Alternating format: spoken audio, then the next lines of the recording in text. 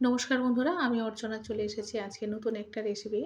আজকের রেসিপিটা খুব সাধারণ। এখানে পেঁয়াজ, কাঁচা লঙ্কা, আদা আর নিয়েছি টমেটো। এটা পেস্ট করে নেব। আর এদিকে কড়াইতে তেল দিয়ে দিচ্ছি, সরষের তেল।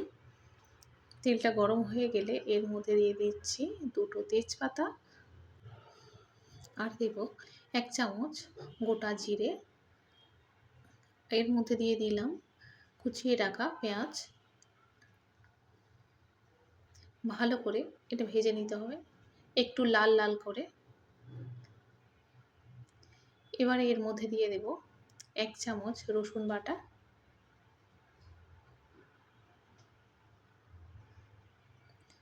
রসুনটা একটু ভালো করে তেলের মধ্যে কষিয়ে নিচ্ছি। এবারে দিয়ে দিচ্ছি কিছু সবজি, যেমন পেঁয়াজ কলি, ক্যাপসিকাম আর নিয়ে নিয়েছি মাশরুম। এই সবজিগুলো খুব পছন্দের আমার, তবে এগুলো এখন কারি বানাবো। ভালো করে কষিয়ে একটু ঝাল ঝাল কারি বানাবো।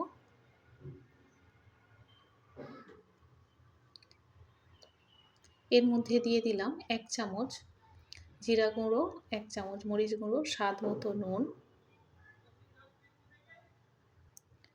1 চামচ গরম মশলা, আর দিয়ে দেব 1 চামচ হলুদের গুঁড়ো, লাল লঙ্কার গুঁড়ো 1 চামচ, আর যে পেস্ট বানিয়ে রেখেছিলাম সেই পেস্টটা আমি দিয়ে দিলাম এখানে। এটা খুব ভালো করে কষিয়ে নিতে হবে। এটা অনেকক্ষণ আমি কষিয়ে নিয়েছিলাম। ভালো করে না কষালে কী হবে, টমেটোর কাঁচা গন্ধটা যাবে না। একটু ঢেকে দিয়ে এটা কষাবো। বারবার ঢাকা চাপা দিয়ে এটা কষিয়ে নিচ্ছি। এভাবে রান্না করলে অসাধারণ খেতে লাগে। পেঁয়াজকলি সাধারণত শীতকালে বেশিরভাগ পাই, কিন্তু এখানে গুজরাটে আসার পর দেখছি মাঝে মাঝে এটা পাওয়া যায়। এখানে পেঁয়াজ পাতা সবসময় পাওয়া যায়।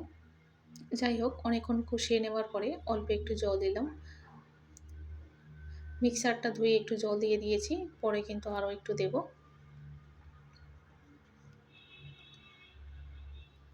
এমনভাবে জল দিচ্ছি যাতে এমনভাবে জল দিয়েছি যে হয়ে যাওয়ার পরে একটু গ্রেভি থাকবে, একদম ড্রাই করব না। দেখুন তরকারিটা একদম হয়ে গিয়েছে, অল্প একটু গ্রেভি আছে। সামান্য একটু গরম মশলা দিয়ে দিচ্ছি। মাশরুমের কারিটা আজকের আমি এভাবে বানালাম। রেসিপিটা কেমন হয়েছে আপনারা অবশ্যই করে লাইক, শেয়ার, কমেন্ট এবং সাবস্ক্রাইব করবেন। দেখা হবে আবার পরের ভিডিওতে।